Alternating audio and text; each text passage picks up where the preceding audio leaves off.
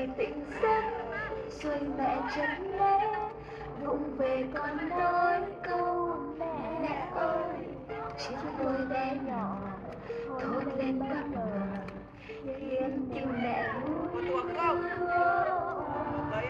Đây là mặt đất, đây là trời cao, đây là nơi đó sinh ra con. Bước chân bé nhỏ bước đi theo cha, dấu chân đầu tiên trên đường đời. Này con yêu ơi, con biết không, nhìn nhau mẹ yêu con biết bao. Hãy cứ đi mẹ bên con, dõi theo con từng bước chân.